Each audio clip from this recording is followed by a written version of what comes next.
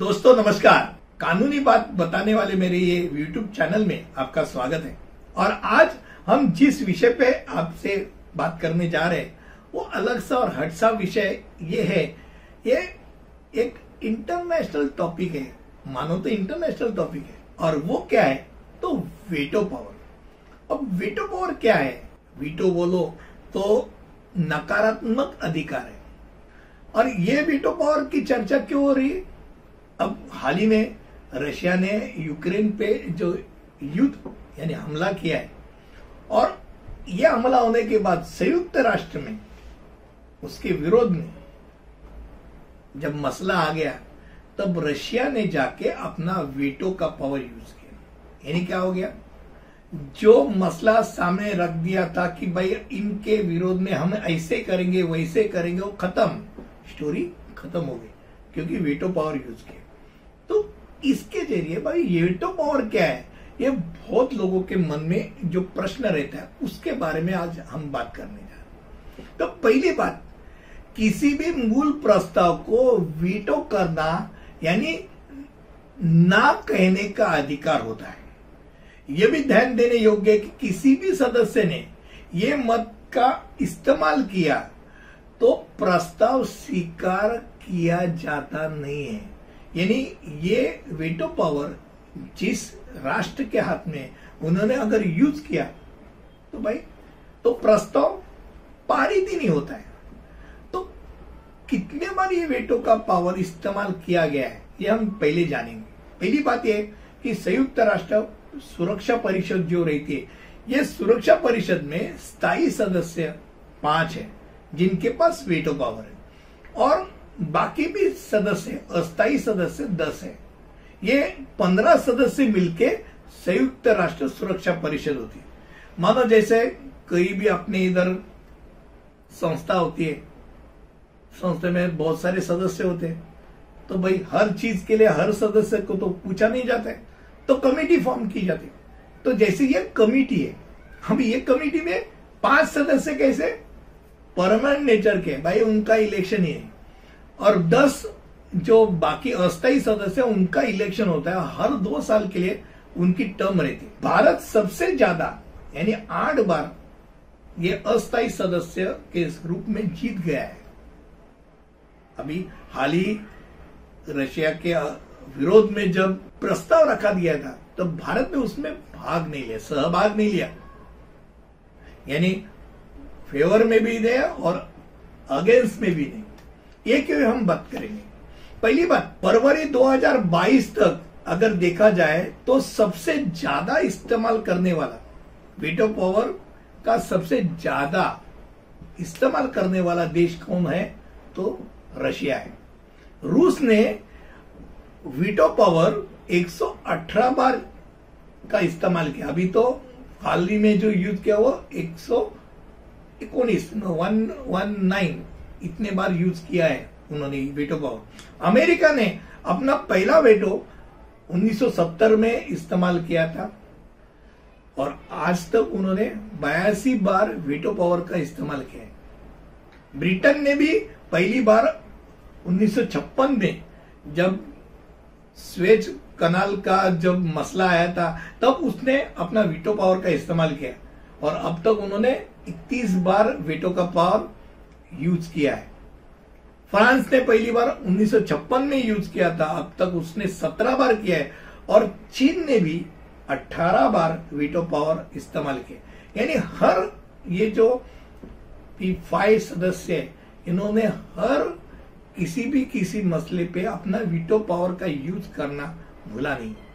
हालांकि रूस के वीटो की उच्च संख्या क्यों है, इसका प्रमुख कारण ये है कि 1945 से लेके 1970 के बीच में जब हम बोलते थे कोल्ड वार बिटवीन अमेरिका और रशिया, इन दोनों में कोल्ड वार, और उसी कारण अमेरिका का एक गट्ठा रशिया का एक गट्ठा, और जो विषय अमेरिका के गट का प्रस्ताव आता था उसको रशिया वेटो करके खारिज करता था।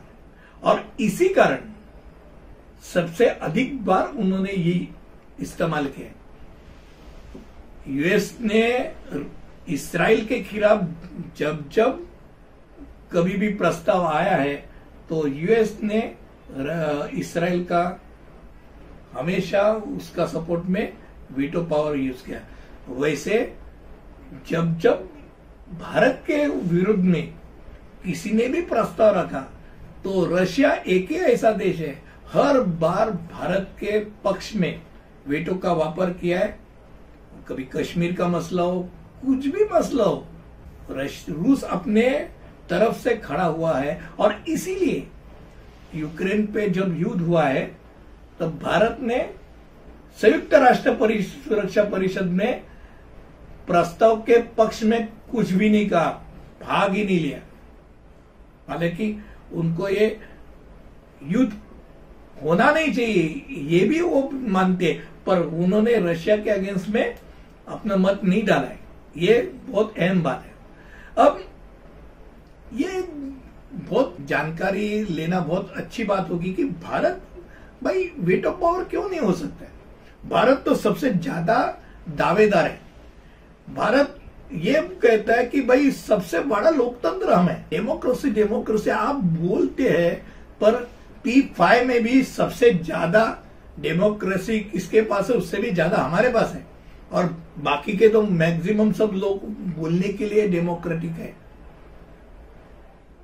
अमेरिका, ब्रिटेन, फ्रांस मान लेते हैं हम डेमोक्रेसी है, फिर भी वो अपने अगर कंपैरिजन अब करेंगे तो भारत की डेमोक्रेसी सबसे अधिक है। फिर सबसे तेजी से बढ़ने वाली अर्थव्यवस्था कहां है, तो अपने इधर है। जग में ऊपर नीचे और भारत तेजी से आगे बढ़ रहा है। सबसे बड़ी आबादी कहां है, तो भारत में है। अब 100 अगर ले लेंगे आदमी तो उनमें से 15 आदमी तो भारत के हैं। भाई 15 आदमी भारत के, तो उनको तो कुछ तो दो, हमारा हक है। सबसे अहम बात 1945 में जब सुरक्षा परिषद का स्थापन हुआ था, हम संस्थापक सदस्य थे। माना जाए तो हमारे पास 2 बार ये अधिकार आया था, हम लेकिन स्वीकार नहीं किया।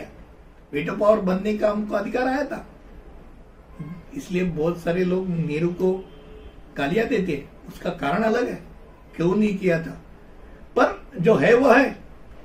और हमारी शांति सेना, हमारी शांति रक्षा दल कितने बार गया है, सबसे ज्यादा हम लोगों ने सेना भेजी। संयुक्त राष्ट्र के हित में, संयुक्त राष्ट्र की ओर से जो शांति सेना होती है, सबसे ज्यादा भारत ने भेजी, वो भी P5 के हिसाब से दुगनी बार भेजी। हम संयुक्त राष्ट्र की सब नीतियां का पालन करते हैं। सबसे अहम बात, न्यूक्लियर पावर हम भी है। भाई हमने कभी किसी को बोला नहीं हम अणु बम डाल देंगे, कभी भी किसी को धमकी नहीं, न्यूक्लियर पावर होते हुए भी। और सबसे बात, उनको सब मानते इसलिए सबसे ज्यादा बार जीत के आए। अब अस्थायी सदस्य 8 बार क्यों जीत के आए, क्योंकि सब लोग भारत पे विश्वास करते कि भाई ये देश है, सबको लेके चलने वाला है। फिर भी संयुक्त राष्ट्र परिषद तुक पट्टी तो लगाता देता ही नहीं। और हमारे साथ कौन कौन जुड़े, खाली हम नहीं है, दावेदार तो और 3 भी है, जैसे जापान है, जर्मनी है, ब्राजील है और हम भारत। ये चारों जन मिलके G4 करके उनको राष्ट्र कहा जाता है, G4 राष्ट्र।